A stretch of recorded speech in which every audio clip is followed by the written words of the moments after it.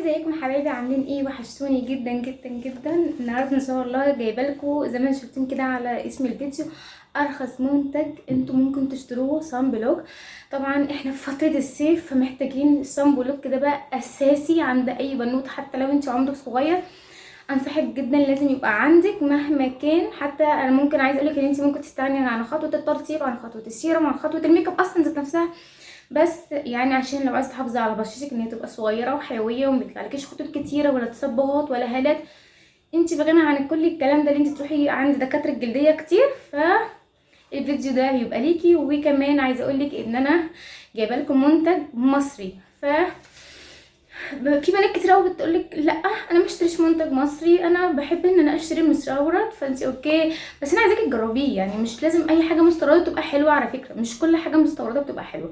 فانت جربي المنتج وان شاء الله هيعجبك. واحنا داخلين واحنا اصلا في الصيف، فالبنات بتيجي بعد كده بعد ما الصيف يخلص انا عندي تصبغات، انا الحته دي مش زي الحته دي، البنات اللي بينزلوا في شغل او الكلام ده، فبتلاقي ان الحتتين دولت مختلفين تماما عشان البنات اللي بيلبسوا طرحه، او الحته دي بتعجز بدري عشان انت مش بتحطي صن بلوك وايدك بتعجز.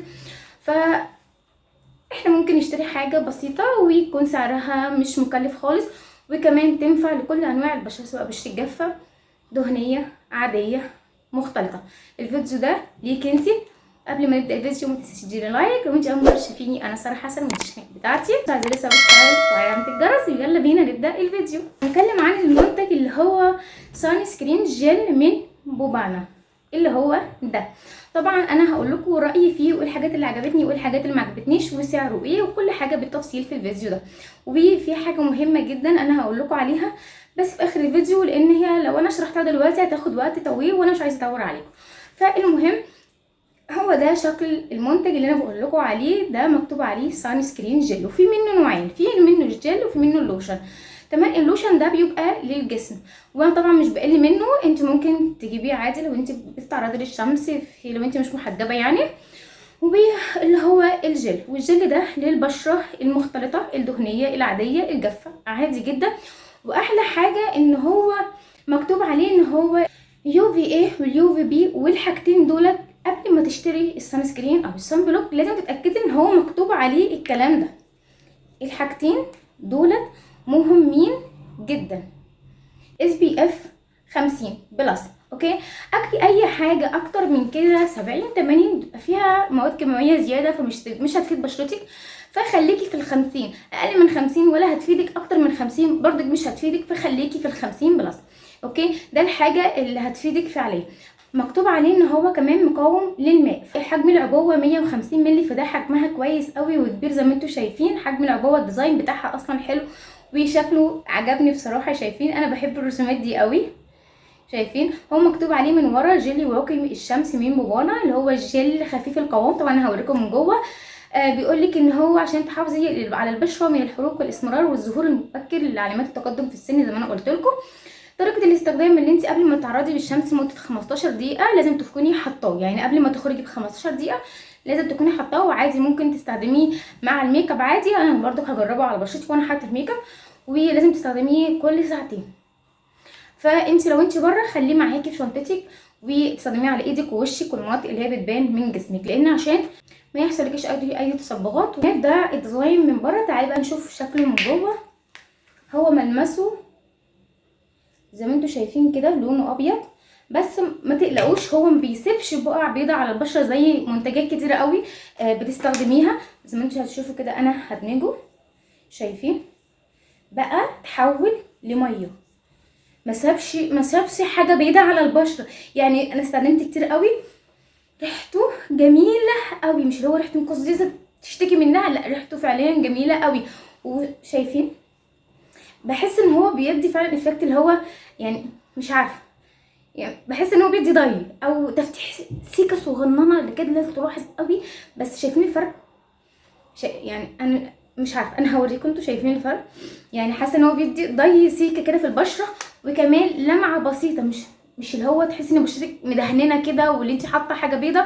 يعني هو زي ما قلت لكم كده اللي هو اصلا من جوه حط تاني شكل الكريم، يعني هو شكل الكريم، لكن لما تيجي تدعكيه بيبقى لونه شفاف زي الميه. لازم طبعا تحطوه على ايديكم ووشكم والاماكن اللي بتبان منكم. يعني انا شايفه ان في فرق شويه وترطيب ونعومه بصراحه. هنا ايدي ناشفه شويه، هنا ايدي طريه، فده طبعا حاجه كويسه جدا ومناسب لسعره. عايزه اقول لكم انا كنت جايباه من امازون ب 115، كنت جايباه من امازون ب 115، فممكن تلاقوه اقل من كده او اغلى من كده سيكا، ممكن 5 جنيه، بس على حسب الاماكن اللي انت هتجيبيه منه. طيب هنيجي بقى هقولك تستخدميه ازاي لو انت بشرتك عاديه او دهنيه او جافه او مختلطه.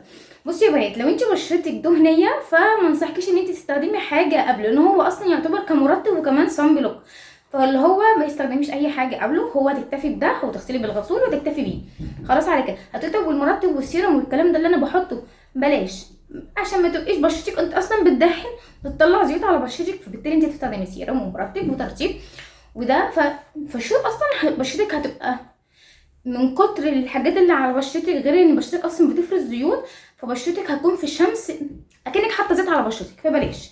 ومش منه من الحاجات اللي انت كنت حاطاها قبلهم مع افرازات البشره، فكل الحاجات دي هتبين ان انت حر كده، فمش هيبقى ظريف معاك، فهو تكتفي بيه وخلاص. طب لو انت بشرتك بقى عاديه او مختلطه عادي جدا، انا ساعات والله بكتفي ان انا بحطه وخلاص. لو انت حاسه ان بشرتك مش محتاجه ترطيب، لان هو اصلا في نفسه بيرطب وكمان اللي هو بيعمل حمايه من الشمس، فاللي هو مش محتاج ترطيب. بس لو انت عايزه ترطيب شويه بشرتك ساعات بستخدم سيرم او ساعات بستخدمي بدمج المرطب مع السان سكرين، يعني بدمج الاثنين، بحط اللي هو صباعين وحاطه نص صباع كده عقله المرطب وبدمج كله مع بعض واروح حطاه، خلاص خلصت على كده. لو انت مش عندكيش المرطب انت ممكن تستخدمي السيرم اللي موجود عندك، يعني اللي موجود عندك استخدميه. لو انت بقى بشرتك جافه فاستخدمي عادي السيرم، لو انت بتحبي تحطي سيرم او المرطب وبعد كده استخدمي ده. لو انت ما عندكيش سيرم استخدمي المرطب بتاعك عادي انت بتستخدميه على طول، وبعد كده تستخدمي السان سكرين ده عادي جدا، عشان انت بشرتك طبعا جافه، فاللي هو بتشرب اي حاجه تتحط على البشره بتشربها، فحطي عادي. وعايز اقول لكم ان هو مش بيسيب لمعه اللي هي الاوفر اللي انت ممكن تطفيها بالبودر، بس هو مش بيعمل كده لا. يعني بصوا شايفين هو مش بيدي اللمعه اللي هي الاوفر، بعد دقايق كده بتحس ان بشرتك خلاص يعني طبيعيه جدا ما فيش عليها اي برودكت خالص. بصوا بقى انا عايزه اقول لكم حاجه، يعني انا بصراحه من الناس اللي انا يعني مش هروح اشتري لوشن عشان احطه على رقبتي ولا احطه على ايدي، انا بستخدم ده لرقبتي لايدي لوشي لرجلي. انا مش من الناس اللي انا بجري ورا اللي اجيب اللوشن كمان، طب ليه؟ هو مش كتر مصاريف بصراحه. فاللي هو هم منزلين 3 حاجات، اللي هو بقى افتر سان اللي هو بعد الشمس اما ترجعي، ما بصراحه ما بقى مش اللي انا اجرب بصراحه الحاجات دي، مش اللي انا خالص عايزه. ممكن بعد ما ارجع من الشمس ماله مكعب التلج يعني، او رشه ميه ورد او كريم مرطب طيبي، فمش صراحه مش ان انا اروح ادفع فلوس عشان اروح اشتري الافتر سان، مش انا. فممكن لو حد هو بيحب يشتري فممكن تشتري، لو انت تعطي بقى الشمس حاميه او في مصيف بتعملي بقى تنوي كده، فانت ممكن تشتري اللي هو النوع التاني اللي هو بتاع افتر سان ده بتاعه حلو برضه بيشكروا فيه، بس انا بصراحه ما جربتهوش. وممكن تشتري لوشن لو معاكي بقى يعني لو معاكي بزخ بقى اشتري اللوشن وحطي على جسمك. بصي انا بستخدم ده كله لرجلي لايدي لوشي لكله لكله، مش اللي هو اروح اشتري حاجه تمام. فانتي عادي ممكن تطبقيه على الميك اب، فطبعا لو معاكي المقدره اللي انتي تجيبي سبراي تحطيه وانتي بره عشان انتي حاطه ميك اب فمش هينفع، بس عادي انا عايزه احط لكم في نص ونص، مش هيمسح الميك اب خالص، لان هو زي ما قلت لكم بيتحول لميه زي ما انتوا شايفين كده، مش اللي هو بيدي طبقه، شايفين اهو اهو انا حطيته على نص ونص. هقرب شويه عشان البنات اللي عايزين يشوفوا، ما مسحش الميك اب بتاعي خالص اهو.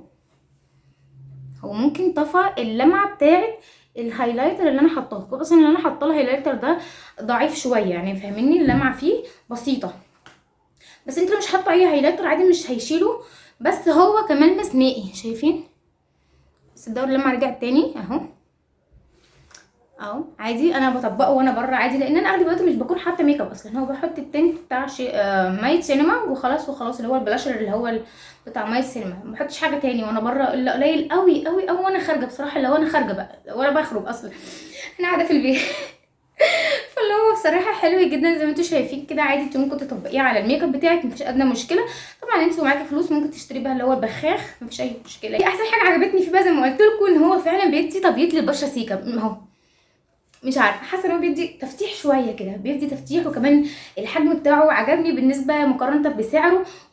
في حاجات طبعا في نفس السعر عبوه قد كده، والا كمان اكتر كمان في السعر، وعبوه بتبقى قد كده ما بيتكفيش معاك الشهر واحد.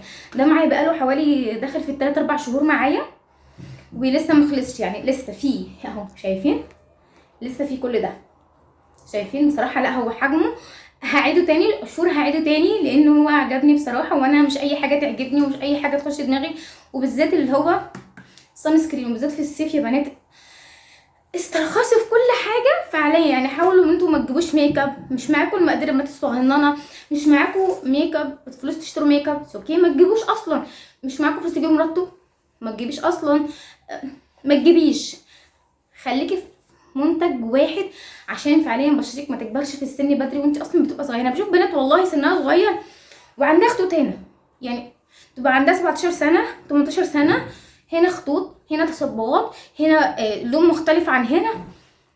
عايزه يعني والله بيصعبوا عليا، اللي هو انا كنت زيكم على فكره، اقسم بالله مش بقول لك كده، انا كنت زيكم، كنت ايام الجامعه كان عندي اللون ده، كان عندي الحته دي غير الحته دي تماما، يعني كان عندي لونين في وشي كان عندي لونين فعلا في وشي. فاللي هو عادي، بس ما كنتش فاهمه يعني ايه روتين اصلا للبشره، ما كنتش فاهمه يعني ايه سان سكرين اصلا، ما كنتش فاهمه يعني ايه سان بلوك. خلينا واقعيين، انا كنت بحط الميك اب على طول كده ممكن من غير ترطيب، والله ما حدش كان مفهمني ايام الجامعه، طبعا احنا من ايام زمان، فما حدش كان مفهمني يعني ايه ترطيب بشره. عارفين كنت بشوف علبه النيفيا الزرقاء عند ماما، فكنت بستخدمها على بشرتي، فاللي هو اصلا اكتشفت بعد كده ان هي اصلا مش للبشره دي، للجسم، لان هي اصلا ملمسها تقيل. عارفين العلبه الزرقاء بتاعت نيفيا دي؟ فاللي هو ده يعني لو انا كنت حاسه ان بشرتي بقى ناشفه قوي كنت واخد حته كده من وراها وحطاها. ده كان اخري في الترطيب، وكنت عايزه احط الميك اب من غير ترطيب، ما كنتش فاهمه ولا كنت فاهمه يعني ايه سان بلوك. فتلاقي ان بشرتي وقت الجامعه كانت فعليا كانت بحس ان هي بهتانه تاكسد معايا.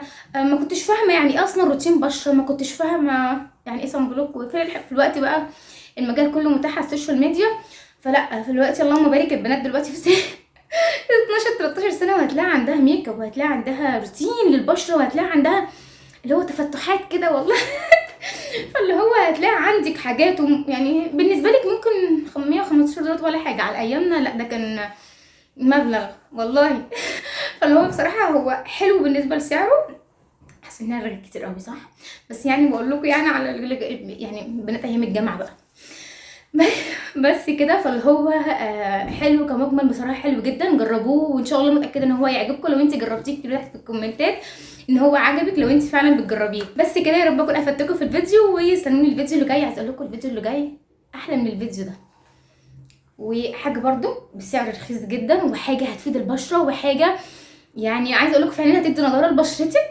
حتى مهما كان سنك لو صغير. يعني عايزه اقول لكم ان فعليا هتفيدك جدا جدا جدا جدا جدا، يعني مش اكتر من ده عشان ده الاساس زي ما قلت لكم، بس هتفيد بشرتك، هتفيد بشرتك من نوعيه ايه، من ناحيه النضاره بقى. يعني انا بقول لكم دلوقتي على حاجه ما يبقاش عندكم تصبغات للبشره وان انت ما يظهرلكيش خطوط والحاجات دي، لا الفيديو اللي بعد كده بقى عشان يديكي نضاره بقى للبشره، وحاجه سعرها مش غالي خالص ومش مكلف، وكمان منتج مصري. فاستنوني الفيديو اللي جاي ان شاء الله. ما تنسيش قبل ما تقفلي الفيديو تديني لايك وسبسكرايب وكومنت حلو، واشوفكم ان شاء الله في فيديوهات تانية جديده. يلا سلام عليكم.